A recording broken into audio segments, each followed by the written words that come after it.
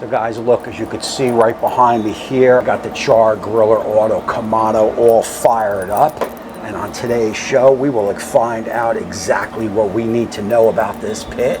Look, the last thing you want to do is throw a $100 brisket on and then burn one portion of the pit because it runs 50 degrees hotter than the other side. So look, on today's show, I am going to do it's going to be quick, man. This is going to be a quick show, but like I said, man, you are going to learn everything you need to know about this Auto Kamado and how it functions. All right, guys, as we wait for the Char-Griller to come up to temp, let me just give you a little insight on what I'm trying to accomplish here, besides learning the hot spot. Now look, I've seen a couple other channels, a couple other shows where they do the biscuit test, but they go low and slow. So they'll set it on 250 and bring the pit up slow and do it that way. But the way I do it is I do it the way the manufacturer of the biscuits wants you to do, and that is 350 to 375. Look, I am not looking to bring these up slow. I am actually looking to see which ones burn and which ones don't.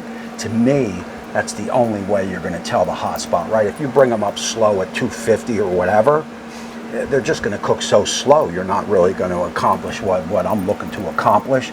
So again, whatever the biscuit tells you, 350, 375, get your biscuits on as quick as possible and then see which ones burn. And to me, that is how you're going to find out the hot spot. So look, I will definitely make quick order of this testing. As you could see there, I got the pit all preheated up to 350 Fahrenheit.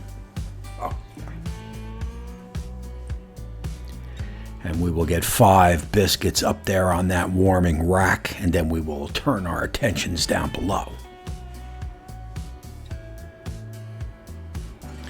Now look, I did a couple YouTube searches and found no Kamado biscuit tests. And look, the reason being is you know you're going to burn some of them. You are too close to the heat source to not. I mean, we're dealing with bread here, right? We're dealing with rolls. They're gonna burn. That is not what this.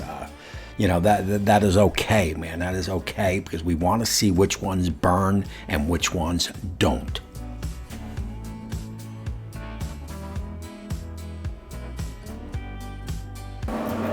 All right, guys, look, man, that is the 15 minutes. Let's open her up and let's see which ones burnt, AKA hot spot, and which ones didn't. Come on. So look, as we take a first peek, you can see those front ones there are quite toasty. Obviously, the ones up on that warming rack are looking pretty good. Hey, man, that is further away from the heat source, so that makes sense.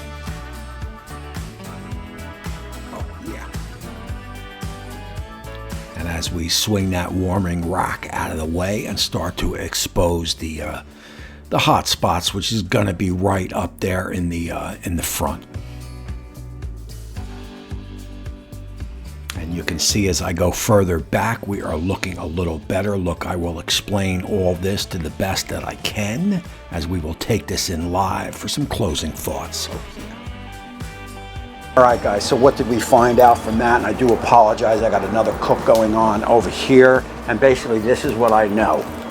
Up here in the front is gonna be your hot spot. Now look, I knew we were gonna burn them, but that is okay, because these burnt a hell of a lot more than the ones back here. And I flipped them upside down, and you could see, or I flipped them right side up, and you could see the darkness on this side right here, which was also on the bottom. And again, we were going 350 Fahrenheit on this pit. So what I'm going to do here now, if I cook a brisket, or when I cook a brisket, I'm going to lay it in here. I'm going to want to put the thickest part of the meat over here, or if I could fit it, I'll put it back here and just strum the brisket out this way. Although we do have to be very careful on this area here because it is hot. If I go to do ribs or something, when I go to do ribs, I may try them on the top rack with maybe a pan underneath. We'll see. And also I'll probably do a couple racks here right in the center just to see what happens. And again, 350 is kind of hot, man. We are directly under the heat. So I've really found everything that I needed to know. And that'll wrap up this show here. I hope you like what you saw. I hope if you have an Auto Kamado, maybe this helps you. And until next time, we will see you soon.